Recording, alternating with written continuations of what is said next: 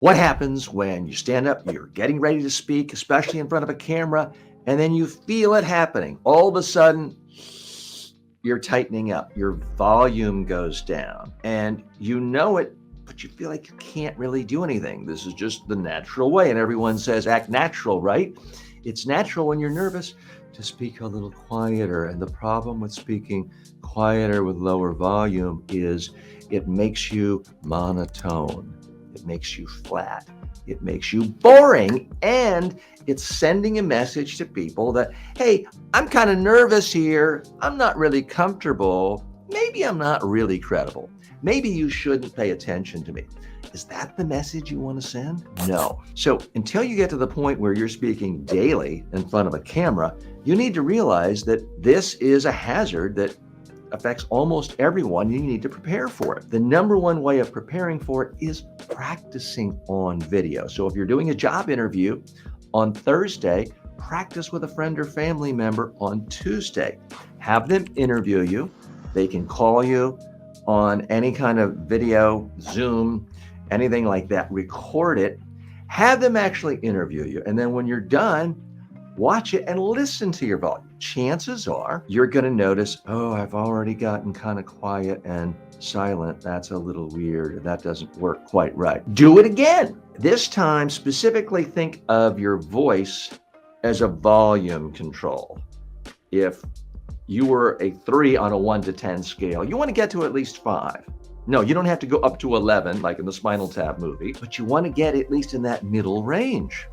So do it again. Rehearse, watch the video, try to analyze exactly how you did in terms of your volume. If it's not high enough, do it again. If you're not getting the volume you want, you've got to play some tricks on your own brain. Instead of thinking about talking to one friend, perhaps your own age, 3 feet away, think about talking in a noisy restaurant. You're at a table that seats 12 people, and it's a restaurant full of people. Everyone's talking, it's noisy, and you have an elderly aunt, grandparent, all the way on the other side of the table. And they've asked you a question. You're not going to yell at them, but you are going to project more. You're going to be a little louder, a little more energy. You're going to articulate a little more thoroughly. That is what you want. Quite often it takes that level of energy when you're speaking on camera just to get to the point where you sound normal, where you sound relaxed, where you sound comfortable and confident. So you need to calibrate it.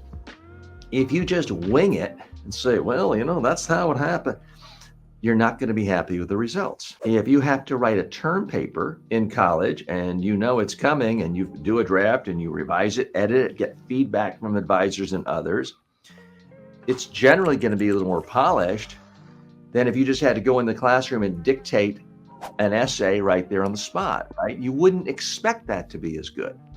It's exactly the same thing with how you look and sound on your video presentation. You need to practice it so you know exactly how the volume is to get it to the right amount of volume where you sound comfortable, confident, not monotone at all.